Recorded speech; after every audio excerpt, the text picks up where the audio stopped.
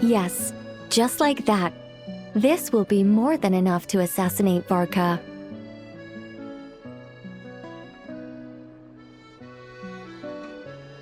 I'm going to assassinate Varka.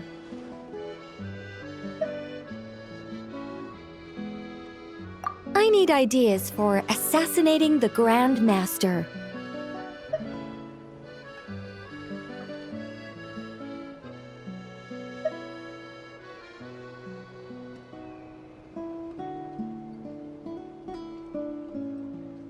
I went over this with Alice a long while ago. She stands with me, and has even offered several ideas on how I might take him out. Of all her suggestions, this one seemed the most promising. Bring a full cart of Mondstadt's newest dandelion wine all the way here, and then, before Varka's very eyes, tip the entire cart over the cliff. Perhaps the monumental, overwhelming grief will make him collapse, or go drown himself in whatever other wine he can find. That doesn't sound like it'll work. Wait, no! Don't even think about doing something so horrible. When writing a novel, the author, naturally, seeks to be as extravagant as possible, especially when writing detective novels. If the opening lacks a striking turn, how is the rest of the plot meant to unfold? Alas, this will be my final attempt at writing detective novels. Oh, I suppose they call them crime novels in Inazuma. In any case, they all tell of crime. There's hardly a meaningful distinction. I also discussed it with Barbie, but our novel writing sessions always evolve into crime planning sessions. Methods of crime and puzzles of deduction. We have explored plenty of those, yet the plot would not advance. The Angel Killer case. Try as they might, the culprit remained elusive. The desperate detective rushed into the crowd, then shouted the revered names of the 4 great rulers at the sky. Whoosh! Pitter-patter. Boom!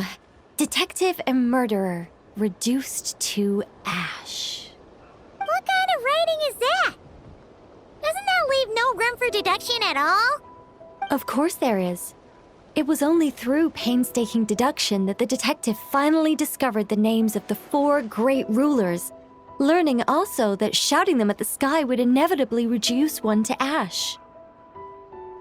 My point exactly. Simply deducing who the culprit is has become dreadfully unoriginal. The subject of one's deductions must be something more creative. I even thought of having a xSiLe detective, an angel who, longing to become a detective, became a xSiLe, and by some twist of fate, ended up as a detective's assistant. All xSiLes love to guide people, so this one went about leading the detective from case to case. I found the idea rather interesting. Come to think of it, the xSiLe detective and the Angel Killer case seem far more interesting than assassinating the Grand Master. Never mind, guess I'll move on to work on that idea then. It's precisely because I overthink every little detail that I've lost interest in continuing. Not to mention the mountain of words I'll have to write. The very thought of penning all those words. Oh, what a hassle. And I can't even get a ghostwriter for this one. I'll just work on the Angel Killer case instead. But how might the detective deduce the truth? Perhaps he could have a conveniently informative dream. xSiLe detective. Hold on. Why not have the xSiLe guide that detective to assassinate the Grand Master instead? What did he say?